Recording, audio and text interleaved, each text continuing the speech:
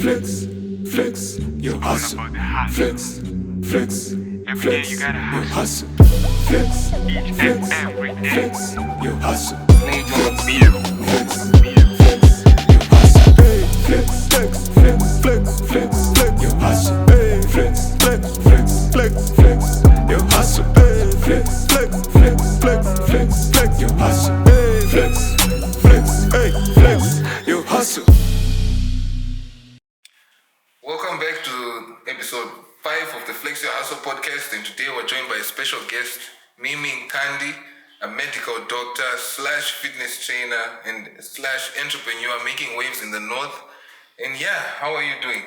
I'm good. Thank you so much for having me. I know it's nice to have you on the show. I mean, it's been a while since we've been talking about having you on the podcast. Yeah, I know, but look at me. I'm here. Yeah. So I'm really excited. Oh, that's great. I guess now we're pretty much going to dive into your history and learn a bit more about your fitness journey. Yeah, let's get started. Yeah, so exactly where are you from? Well, that's a question I can't really answer because I consider myself to be from all over. But let's just say right now I'm here from the north. I'm here from Bodi Wear. Okay, Yeah. That's great. So in terms of fitness wise, because I mean that's what you're mostly well known for in Ogundiva. Yeah. How did that journey start? Like, how did you get into saying, you know what, I want to do fitness? Well, I don't ever remember waking up and being like, oh, I'm fat or I'm skinny. I need to change something about my life. As far as I can remember, starting from the age of like 15, I was always just astonished by, Jennifer Lopez. She always used to be on TV and be like, no, you need to drink water and sunscreen and working out and all these other things. And I remember telling myself, like, when I age, I want to be like her. And by that time, Halle Berry was also there. Just so many people that inspired me. So I started working out from a very young age. I think I was 13, 14, there I used to jog every day, used to drink water, but I was not serious and I didn't have guidance. I was just doing it for the fact of like, oh, J-Lo said I should run, I'm gonna run. I'm gonna be drinking my water, I'm gonna wear sunscreen every day. Little did I know that I was just building myself up for a time such as this, and yeah. That makes sense really, Yeah. because I mean, you would have been the healthiest teenager jogging at like 13. 13. So I guess that without that guidance, eventually it came. How did you end up finding that pathway to say, you know what, this is actually what I'm supposed to do? Because I often see, like, when it comes to training, people, yes, we wake up one day and I'm like, I'm tired of how I look. Yeah. And then we start doing the most random of things to exercise. Yeah. And then that now comes in a play where there is need for like training and so forth. So how did you get the training needed? Okay, so let me get to the basics. It all started when, from a heartbreak, actually. Okay. I was in a relationship, it ended bad, and then,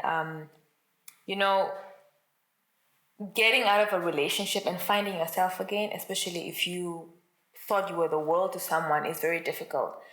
And I wasn't taking care of myself, and I was just, really, really not in the mood of waking up every day and drinking water and jogging and all this. So I was just doing whatever made me happy, drinking, smoking, whatever.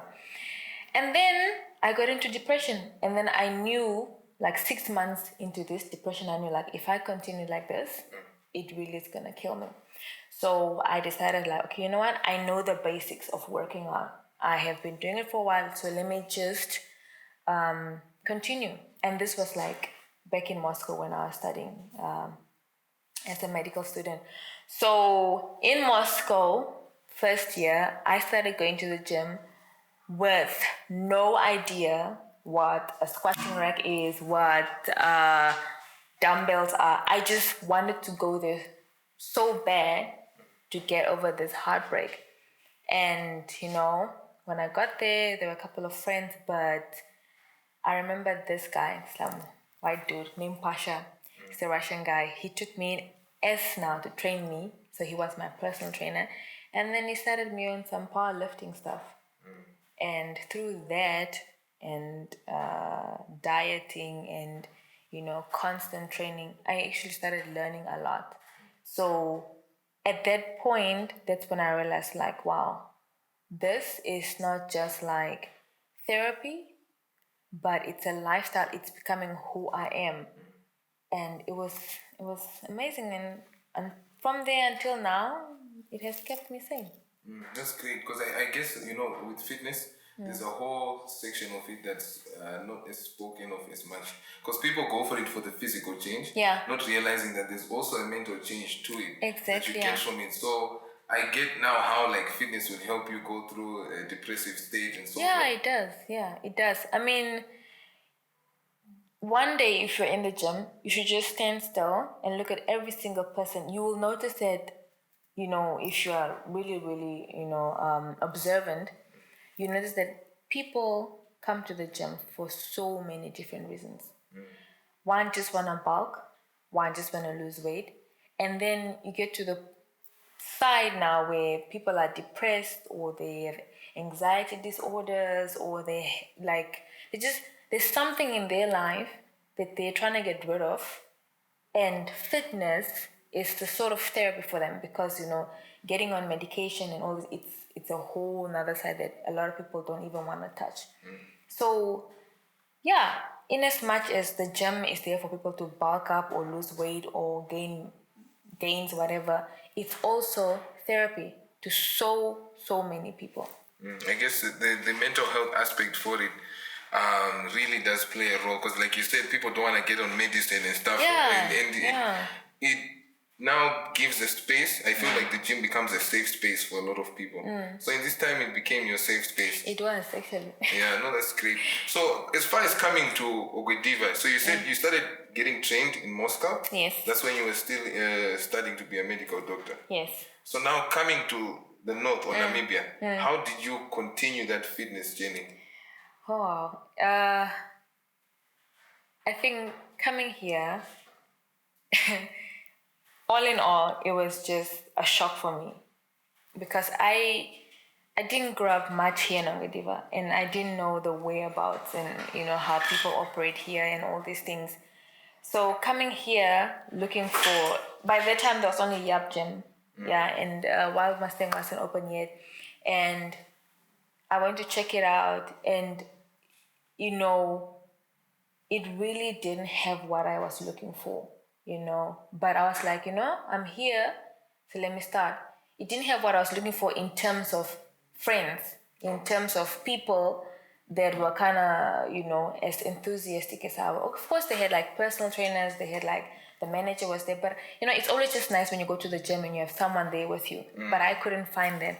So I was like, okay, fine. If I can find that there, then maybe I should just go back home and start working out at home by myself. So that's what I did. I was working out by myself.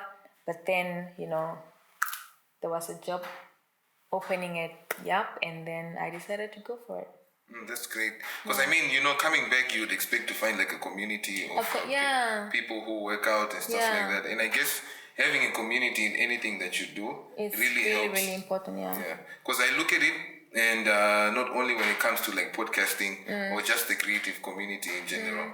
Once you have a set number of people that are doing the same thing as you, it gives you that extra drive. And also, if you experience any problems throughout that, you can actually rely on them for help. Yeah, it's true. But by then, it was just me. Someone would say like, yeah, but you didn't look hard enough, whatever. But no, it's not a matter about looking. It's just a matter of like, you go and you see someone in the gym and you be like, man, I want to be with that person. When that person is going, I want to go. And then you're just like, hey, can we be doing this? But I didn't see that. I didn't find it. So that's why I was a little bit skeptical, and I was like, okay, fine, you know what? Let me just go home and do what I know what to do. Until I started working there. That's now where I met people who are like at that level of like, I mean, one of them is like Dina and Kone. I met them there, and I was like, yes, these are girls with thighs. I want to have thighs. So they were showing me like, exercises that you can do to like gain mass and all these things, because I just had like powerlifting knowledge and like how to eat and what not to eat, but I didn't know a lot about, let's say, compound workouts and how to increase your reps, and just a lot of things that I didn't know they taught me. And that's what I was looking for in the very beginning, but I didn't find it. So I was like, no.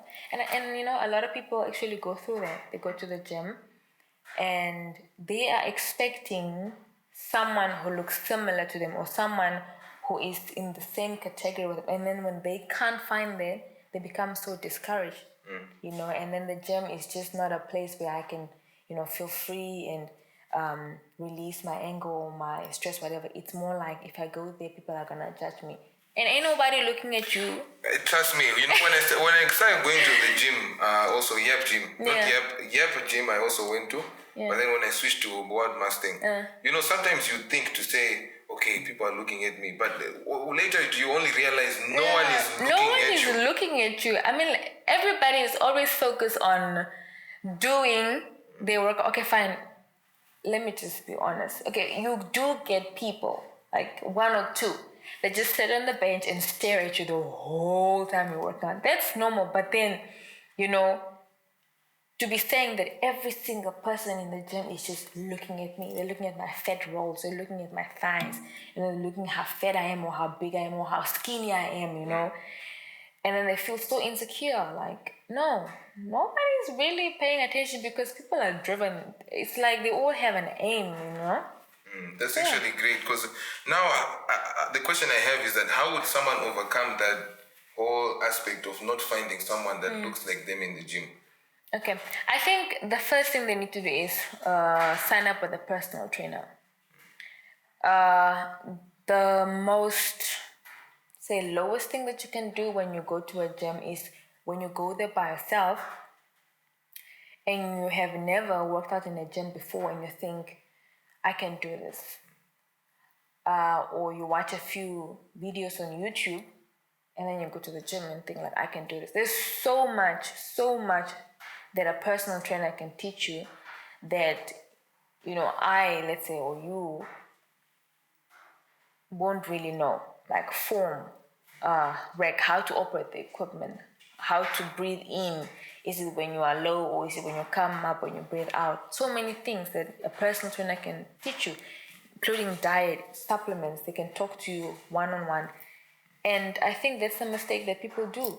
They go to the gym and they don't sign up with a personal trainer and then they just come for like a week and then they give up, because that motivation is also not that there's no one holding them accountable.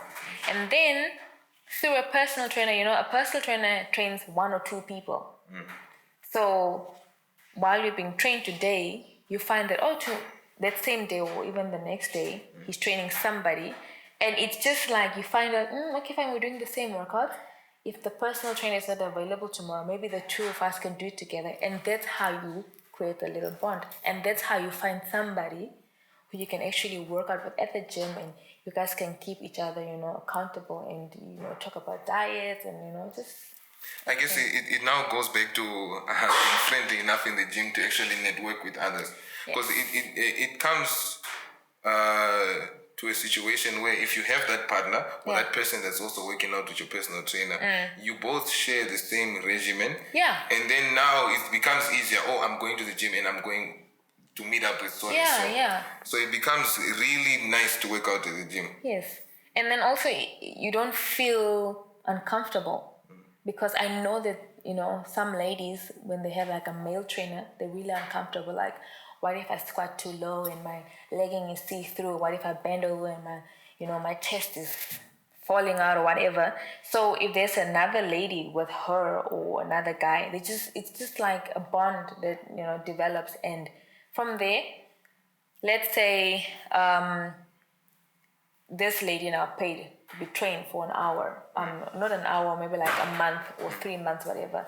And then obviously after those 3 months, she would want to be by herself. Now imagine during those 3 months, she was training with someone.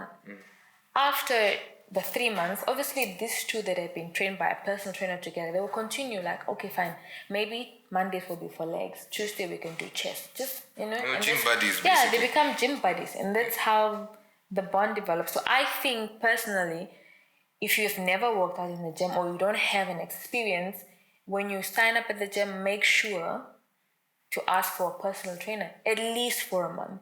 Okay. That's actually great advice. Yeah. So you hear that, guys? If you're trying to join the gym, get a personal trainer first.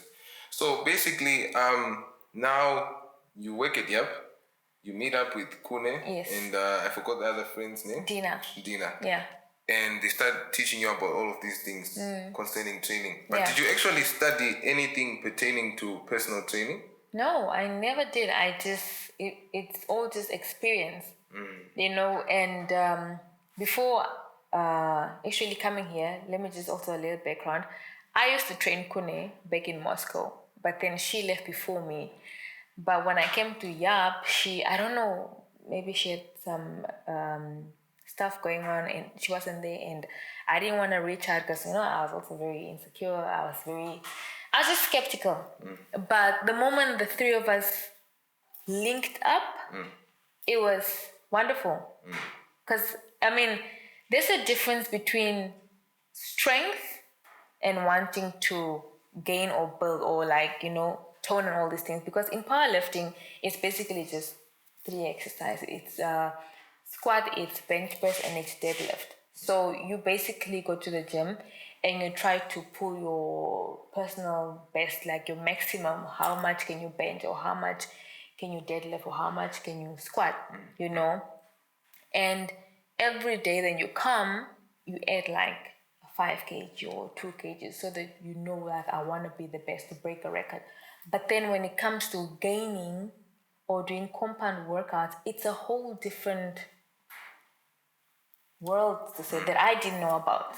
I didn't know about all these other exercises and like side booty, how to work on the side booty, how to work on the obliques, and how to build your shoulders, and all these things that they now were teaching me. No, if you really wanna, develop your thighs, do lunges or do this. While in powerlifting, your main focus is mainly on those 3 exercises, and all the accessory exercises you do are to strengthen those exercises. Okay. Yeah. So that's actually great. Hearing that you learned from experience and didn't actually have to study these things, it actually gives hope to anyone who's actually trying to be a trainer to say, just go in the gym, learn what you can from others. Yeah. Because I think also not only pertaining to the gym or any rather experience with any type of activity or skill, you just need to surround yourself with the right people. Exactly. And absorb. Yeah. So that now puts you in a different bracket because, like you said, you used to train Kune. You come back, Kune is now the one teaching. Kune is now the one teaching. So it's like iron sharpening iron, Exactly. Yeah. And I wasn't intimidated. I didn't have that mindset like, oh wow, I used to train her, and then now she's out here training me. Why do I have to bow down to her, whatever? I was just inspired, she had a goal. And I'm like, I want to be on that goal. And looking at Kune and Dina from where they came from, where they started, how they look, and how they're looking right now, I was like, oh my gosh, I wanna be that girl as well. And it's so funny because when we started, they tell you exactly everything that you need to do. But I think it's I wasn't taking it seriously, and I don't know why. Let's say just end of last year, that's when I was like, oh wow, this actually works. And I started seeing results. Maybe also... And how long had you been training before you saw results? It was, let's say, 3 months consistently. And then lockdown happened, and then nothing, and then another 3 months. So let's say 6 months. 6 months. Because I see what happens with working out at the gym. Also another thing that stops people from continuing after a week or 2 weeks or a month is that you expect to have the abs, the muscles in a week or a month, but you've been eating funny foods for years. Yeah. So how would you lose that? I think what's your opinion on that kind of perspective with most clients that you've experienced? I think the overall problem is that people don't understand that, working out and trying to reach, let's say, a body goal, it doesn't happen overnight. There's so many factors that go into it. And most people think that, it can only be achieved in the gym. But it has to do a lot with outside the gym and also your genes. You know, some people are just naturally blessed never to gain weight or just, just to be perfect. Some people aren't, unfortunately. But in as much as your work, like 10% of it is just the gym. The rest is genetic and then wellness, like what you eat. Do you drink enough water? Do you sleep enough? Do you actually affirm to yourself that, I am beautiful, I can do this, I love my body? Can you actually stand in front of the mirror naked and just look at yourself and be like, you know what, this is where I am right now, but I know in a few months I'm gonna be so and so and so.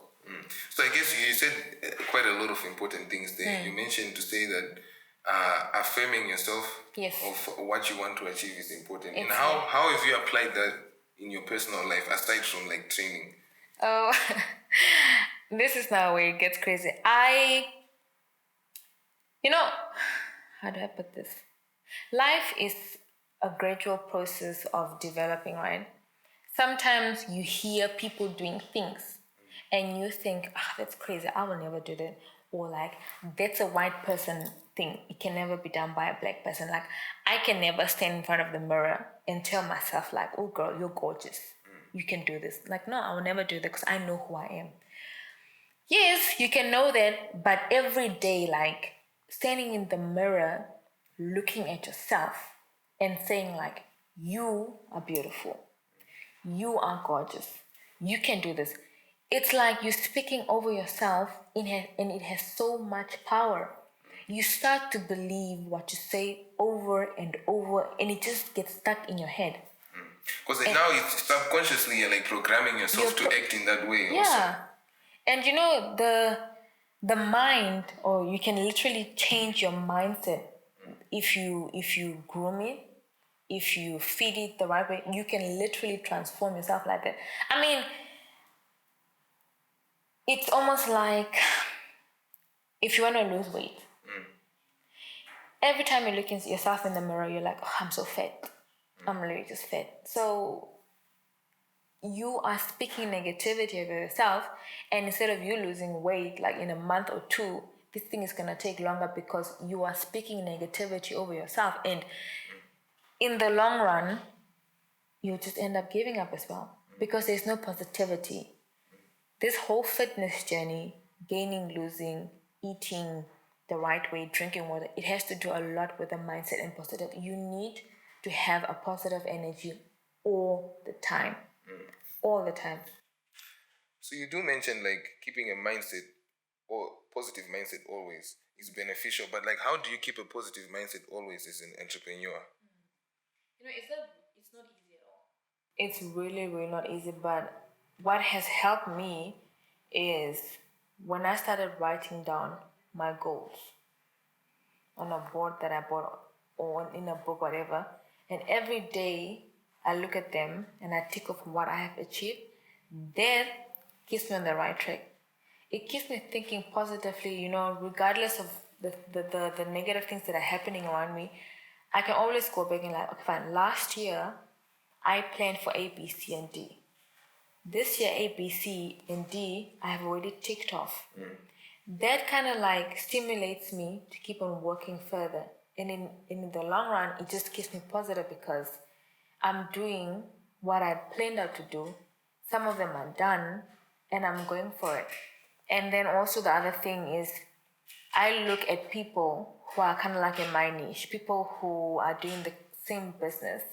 And if they have podcasts or if they have videos, motivational videos, or if they like TED Talks, whatever they post on their social media platforms, whatever, that is motivational, I always go out there and listen to them. Or sometimes, I like listening to TD Jakes or Miles Monroe or even Stephen Furtick or even just some other people like motivational like speeches just to hype me up, like, to be like, yes, I am in this and I'm moving forward because it's really not easy. Hey? It's not easy. And by mentioning it's not easy, you mentioned another thing that helps, like writing things down and achieving them. Because what I keep seeing that happens is that you can write down like tasks for the day, and this is personally what I do. Yeah. I write tasks for the day, and then I pick out of like, I can write like 10 tasks, Yeah. right? I pick the 3 most important ones for me. And once I execute on the 3, I really execute with all focus and force. Yes. And I always feel this feeling of euphoria when I'm done with just those 3. Yeah. And it's now goes back to a really key thing, and it's even key in fitness, and it's like compounding effort. Because as much as you can work out once, and then work out once a week, and then you work out the next week once again, it won't work. You have to keep on like compounding on that effort, and it gets to a point where if you're now executing on the tasks that you have constantly, you're executing 3, 4, 5, you're now compounding wins. And now you just get into this winning culture that manifests either in your business or in your creative process. Yeah. So I guess like that would help in building a great mindset. Yeah, definitely. And I mean, I don't know, just like I said before, we see all these things around us. A lot of entrepreneurs, businesswomen, businessmen, they always like, no, write down your visions, write down your goals, like tick them off. But I don't know where we go wrong. We never write them down. It's only when we get to a point where when you are actually in the thing, when you see like, okay, fine, now I'm starting to take off. That's when, okay, fine, I need to get a notebook, or I need to be on my phone more often, or I need to do whatever, ticking things off. And by then, you realize that all this info, I had at the back of my mind for so many years, but I was just never practicing it. Basically, just sleeping on it. Just sleeping on it. Yeah. Being lazy on it. For example, waking up early. A lot of successful people actually wake up early before the sunrise, like 4 a.m., 5 a.m. And you answer your emails, you meditate, you plan your day or the night before. But you get to realize, like, by the time it's 6 a.m. or 7 a.m., you have done basically 70 to 80% of everything that you need to do. For the day. For the day. And I guess, like, waking up gives you that feeling of, waking up early gives you that feeling of, I'm up before everyone and I am doing more than everyone. But understand also you are actually doing more than everyone, because you get more than, let's say you wake up at 4, which, it's really difficult for a lot of people to do. Yes. We must admit, but the ones that do wake up at 4, they get like a 2-hour advantage over everyone who's waking up at 6 or 8, 4 hours advantage over people waking up at 8. And then you look at it and you say, if I had extra 2 hours a day, what would I do with them? Because people, and this goes back to a conversation that we once had, in the whole aspect, yes, you can work a 9 to 5. Yes. The question is, after that 5 o'clock, what are you doing when you get home? Exactly. Because now you look at it, yes, you're tired and everything, you come home, you don't take off your shoes and stuff, you relax, and you're just on Netflix. But then you look at it now, you go on Netflix like from what? 7? And then you sleep at 12 midnight, still on Netflix. Yeah. Then people complain to say, oh, I've not built a side hustle, I've not managed to build my business or whatnot. But then the time is there. The time is there. And it just got to show that if you really don't plan, like, you will not achieve it. Because you can wake up early, but you also need to sleep early. It's just a whole planning thing. If you want to wake up early, you sleep early. 9 o'clock, I'm in bed. Maybe 9:30, I'm in bed. I have said goodnight to whoever needs to be said goodnight to. Love you, mom. Love your family. Phone is on silent. If you call me, it's not that I can't pick up. I can't hear my phone. Because I'm sleeping. I need to wake up at 4, work hard, meditate, answer emails, check on my manufacturers, check my product, edit videos, upload. There's just a lot that you can do before the sunrise. And then during the day, you're just meeting opportunities, networking, planning for the next day. Just like, so it's really all about planning. And I guess people, when it comes to entrepreneurship, it's now trending to be an entrepreneur. Not realizing that there's a whole lot that goes on behind the scenes. And now that you mentioned, you said that for motivation, you'd watch videos and so forth. But now when I think of it, it's to say motivation is like 1% of it. More so, discipline is required. Exactly. Because now that discipline for you to keep on sleeping at 9:30 every evening and waking up at 4 so that you can work on your hustle, it really comes from a place where you have conditioned yourself over a long period of time. Yeah. But no one really wants to stay disciplined. No. And then that's now the price they have to pay for not Yeah. being disciplined. Yes, you're out here watching Netflix all night. Netflix the whole night. But not to say Netflix is bad. I do also Netflix watch. is not bad. Yeah. I mean, yeah. But I do watch Netflix also. But the thing is, Exactly. I would have executed so many tasks and I've made so many moves. Yeah. I've networked with like so many people that by the time it comes to sit down and watch Netflix, I'm out there like, okay, I did something today. Yeah, I did something. This is my chill moment. Because, I mean, just let's count. Start watching Netflix from 7, 8, 9, 10, 11, 12. This is like 5 hours where you can literally go online and be like, okay, fine. How do I make up my Instagram blow up? How do I increase my views? How do I do this? It's just being intentional. Let me just say it's called being intentional. You gotta learn to be intentional in every single field of your life. You are intentional with what you eat. You are intentional with who you hang out. You are intentional with what you put out there. You are intentional with your time. You are intentional with your business ideas, with planning, you just are intentional with every single thing. And the moment you realize the importance of being intentional, the importance of being selfish, the importance of sacrificing, you get to realize that so many things that we thought mattered the most, like, oh, maybe, what are people gonna say? Can I do this? It really doesn't matter. Because now, with living life that's intentional, you do not easily become swayed to other people's motives and activities and whatnot. And living an intentional life, basically, you do not settle. Yeah, exactly. You don't settle for the life that people give you. Exactly. And that's where now it all culminates to the fact that we are all afraid. We are all born in fear. Yeah. It's just that now, when you don't live an intentional life, it becomes a thing of the whole fear increases because you are now just settling for what so and so said. Yeah. Settling for what so and so is doing when you realize that there's a whole space of things that you could achieve. Yeah. And I like something that you mentioned to say that, you can just Google how to make your Instagram blow up, how to post a YouTube video. So how is that aspect of research played a role in your entrepreneurship life? Yeah. Let me just mention that when I started, I didn't have any guidance.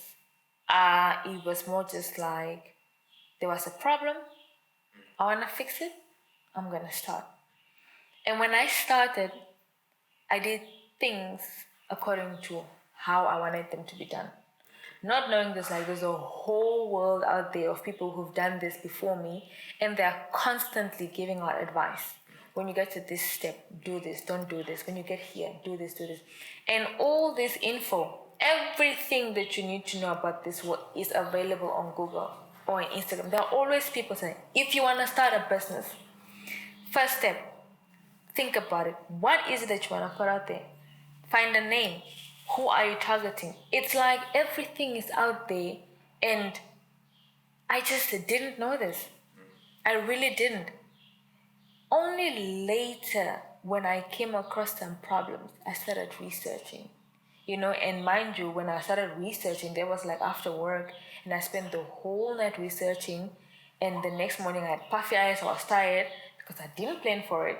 I just did it randomly, but I realized oh my goodness, there is actual advice on the web, which is for free, on how to do A, B, C, and D, but we never take advantage of it. There's always an excuse of I can't because I don't have Wi-Fi, or I can't, but hello, we have happy hour. I mean, there's always an excuse. And if you get over those excuses, you will just see things will start running smoothly. And something that you mentioned is to say that there's so much research that's on there. Yeah. And I look at it, and you've mentioned to me that you have a YouTube channel. Yes. I see your content on Instagram and your socials. Yes. And I ask myself to say, we are all capable of doing that. Exactly. It's just a matter of looking into how can we do that and actually getting past the excuses like you've mentioned. Yeah. So concerning your personal brand on Instagram, how have you managed to build that considering that you had no guidance before? I think 90% of that is if I didn't have models and brand ambassadors, I don't think I would have gone really far in terms of measurements and in terms of speaking out what I wanted to do. And somebody actually sitting there and be like, I hear you. If you want me, I can be there for you, But like I said, it all came from a plan. Now, in terms of research, oh God, I just wish I knew all these things. And instead of it taking a year of planning and a year of researching, I could have probably done this like in 6 months or even 3 months, But for me, I was so thankful that I had a problem. I wanted to be fixed. I reached out to a few girls. They're like, yeah, it can be done. I mean, like, yeah, why not? They helped me, like, for example, my models, my brand ambassadors, because I had to take their measurements. I couldn't have done that because where do I start imagining somebody who's a size 42, how their waist or thighs, what is the circumference or the diameter of one thigh? I couldn't have done that if it wasn't for my brand ambassadors and models. So with them being around, it was pretty much okay, and I'm thankful for that. So, by the way, guys, she's referring to the models and ambassadors for her clothing brand. The name? Bodi. Bodi. Yes. Okay, that's great. So I've actually watched content on it on Instagram, and the question that I have for you is that how did you even get to start the Bodi brand? Well, one time my friends and I were in the gym and everybody was just talking about how here in the north there aren't really a lot of shops where you can find a proper legging that can cater for an African woman's curves and chest. And if you do, they're like overpriced and really the material is like really hard, and they're just uncomfortable. Or if you do find one, it's either see-through or there's just a lot of complaints. And the worst part was when my sister, who is a plus size woman, wanted to go to the gym and she didn't have any fitness wear or whatever. We drove through this whole town, we couldn't find anything, and I was like, this is so embarrassing that it has come to a point like in our own country, a plus size woman can't find clothes if she wants to go to the gym. And I'm not necessarily referring to a plus size your whole entire life. Let's just take it a little bit and think, if a woman just gave birth a few months ago, there's still that little pouch and she's still a little bit heavy, and I'm going to the shops to just find like a legging because I'm like, I want to lose weight, or she's like, I want to just look, cute again. Now going in the shop and trying to find those kind of leggings, it's really difficult. And I mean, like, in this country we have women of all different ethnicities and they have like different shapes. You have extra small to extra large, and they all just want to feel comfortable. Nobody wants to go to the gym and be tucking in and pulling out and just like being like, oh, this is not fitting, it's falling or whatever. So I was like, you know what, it's okay. Not everybody is a medium size, not everybody is a small. So I'm gonna do something.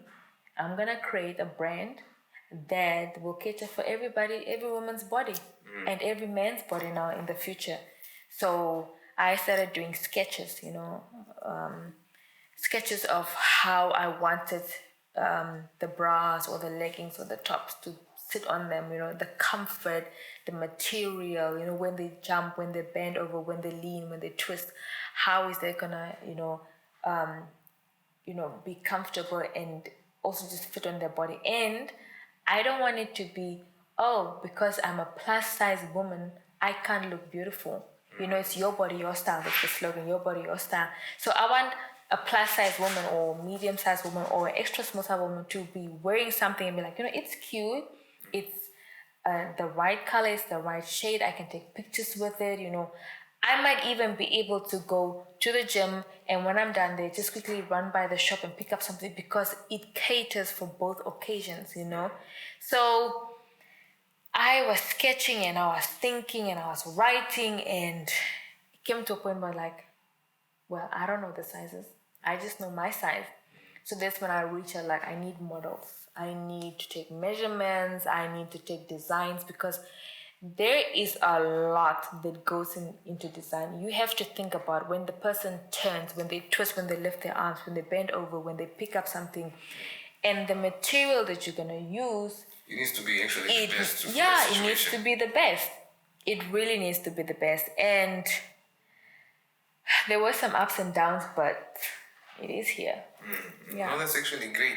Because, I mean, you look at it, and from what I hear you saying, you are basically advocating for the style and beauty of the African woman in your clothing brand, which is clearly amazing. And you mentioned to say that you had ups and downs. What's some of the issues that you would face in creating a clothing brand? Oh, there were a lot. The first one is that when I designed the samples, so you need to find like a manufacturer. You need to talk to someone, to a company that can manufacture. You send them all, the designs, the sizes, and all these things, and then they manufacture it according to what you send them. Now, a lot of manufacturers, they don't owe you any allegiance. They don't owe you any, let's say, assurance, whatever. Because if you're sending your designs and you are like a newcomer, and obviously there are like companies out there who are bigger and stronger than you, and if they see something on that manufacturer's site that they want to use or that they want to take for themselves, they can be like, hey, I want 100 of those. And that's how you, at the end of the day, you realize like, oh my gosh, that's my design being sold by this and this and this brand. But obviously you can't sue them because you don't have the time, you don't have the money. I mean, like, you're just starting up. So that's what happened to me. I designed some stuff, I sent it, and then literally, I think 4 months later, I saw like some of these big companies like manufacturing my design, and it's like spring collection, whatever, summer, and I was like, oh, okay, here goes something. But still, that didn't keep me from going, because I was like, yes, I put it out there, but I have a bigger goal, because this can be season 1, season 2 is coming out very soon. And there's a connection which they will never know, whatever. Exactly. Because really, you can try copy someone's sauce. Like people say, you can try copy someone's sauce, but you will never have the original recipe. You will never have the original recipe. Even the material, even the quality, you will never have that. So that was one of the challenges that I faced. I was so devastated. I felt like a failure, because that meant that by the time I get to launch, it has already been on the streets. And you always want to be someone that when you are launching your products, you want to be the first. But obviously there are people out there who are bigger, better, have more money than you. And if they want something and you're just a little fish coming into the market, then obviously if they can get it, then they will get it. And then on top of that, COVID-19 came. And everything got delayed because people were isolating. And I guess COVID-19 slowed a lot of things down business-wise. Yeah. So how have you managed to, despite the whole COVID-19 situation and what happening with your designs, how do you still remain focused on executing on your plan? Because I get, there's a lot of reasons to feel demotivated. Yeah. But what keeps you going? I had to learn and master the art of patience. I was never a patient person. Never. I would be like, text, where are you? What are you doing? What are you doing? Come now. What? I want it now. But when COVID-19 came, and I was told like, look, we cannot do this right now because everybody's isolating, and it happens every other week. The person who's supposed to do this isolating, so then it gets pushed to another month. Then they come back, then they can only do like 2 samples because they were coughing, then they need. So I was like, okay, fine. The main goal is to have every sample produced. And if it can't be done in 1 month, I will wait it out. Somewhere, somehow, it will come. One way or the other. And on top of that, I used to pray. I still pray. I'm praying for every business, for every idea, because I believe like without God, I'm nothing. So patience, prayer, and just having faith. It's what has been keeping me sane, and it's what's been working for me. That's actually great, and considering that now you have clothing out, already, it goes to show that those things actually do work. It does work. Yeah. So where do you see you taking your brand in the next few years? Oh, wow. Maybe this is a little secret, but I'm not going to say a lot because it's a secret, but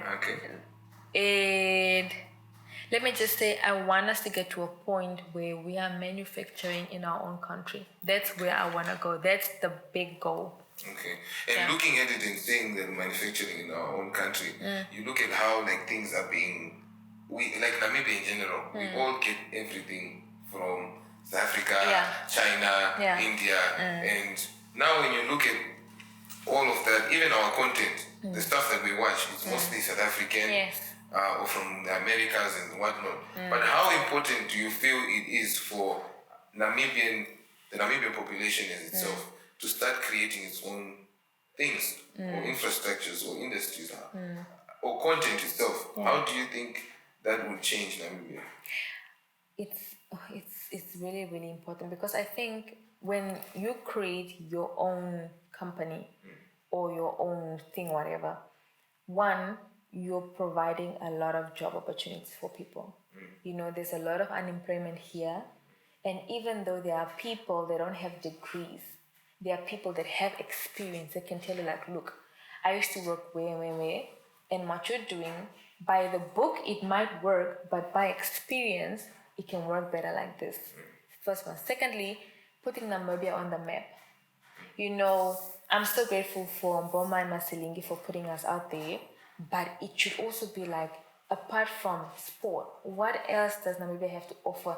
And apart from the mineral resources, like what else are we going to offer? Because, like I said, this line is incorporated into so many things, even with my medical degree. Like I have a whole vision, and I'm really planning on putting Namibia on the map. Like this was made in Namibia for Namibians, but now we're branching to the world, you know. So I think it's really, really important. Yeah, because now you, as Namibian population, you go from a place of just consuming whatever the world has to offer to actually creating. And now when you are creating, you own the platform. Yes. And when you own the platform, you have so much control over it. You have control. Because now I look at it and most of the channels we watch, for example, on the TV, they're from South Africa. Yes. You look at that. Most of the YouTube shows that we watch, it's USA, South Africa, all these other countries. And then you look at it and you're like, okay, Namibians, what are we doing? What are we doing? When are we going to create something? But then you look at it now and you see that it comes from a place of I feel is that we are constantly chasing trends. When something gets into fashion, then you see every Namibian trying to do it. But then now it needs to be a mindset shift that we now go from a place of trying to chase trends to actually creating the new trends. And it's so important what you say. Like I've seen trends come in, people copy it and then run with it. Like one person is doing this, then the next person is doing the exact same thing, the third person is doing, which is good because it generates fast income, but over the years, it will run out. So I feel it's really, really important. Like you need to have something you're passionate about and then run with it. Because I feel like God gave every single person a desire to be passionate about something, whether it's baking, whether it's cooking, whether it's teaching. You need to find your thing and run with it. And then the moment you find your thing, you will automatically just expand. You will think like next year this, the following year after. Because if you follow trends, that's somebody else's trend. They already have a vision set out. They can be like, okay, fine, I want to do this. Next year I'm doing this because of this. It's like a chain. In 10 years, it will be here. But whoever is copying the trend, they never got the memo of this chain, this 10-year vision. The process, So, but the moment you are passionate about something, like I'm passionate about fitness and I'm passionate about how I look in the gym, what I wear, you know, do I look cute? Do I look, you know? So I see that going somewhere, you know, and I want that for other women and I want that for men as well and I want that for children. So now I'm giving out a whole lot of info, but this is what I'm saying. Find something that you're passionate about and expand on it. Yeah. You need to start somewhere. Definitely. And when you look at it, once you start, it's Yeah. not a matter of having the perfect product or perfect content or whatever. Yeah. It's just a matter of actually starting with something, and from there you can keep, making it better with every turn of the item that you make. So it's definitely quite a lot of lessons that we're It learning here is. today. I mean, just like look at you. This whole podcast thing. This is very unique, and this is your passion, and you're running with it. And obviously, you have a long-term goal for it. But anybody else wanna jump on this, they're gonna struggle a little bit because it's not their dream. So it's the same principle. Everybody must just find something that they're really passionate about, and then you just run with it. Definitely. Well, thank you so much, Mimi. We're so glad to have you on the podcast. Yeah. And we've learned a lot about fitness, your brand, and how you got there. Yes. And you guys, if you want to get her clothing, you can follow the links in the description, and they'll be there as well. Yes. But overall, we want to just thank you so much for having you on the show and for the lessons that you have brought to us today. That will be the end of episode 5. Watch out for episode 6 coming out soon. And let's like, follow, subscribe. And also you can subscribe to Mimi's clothing brand and her personal page. Yes. The links will also be in the description. Thank you so much. Thank you so much for having me. I had so much fun. Oh, that was great. Thank you and bye.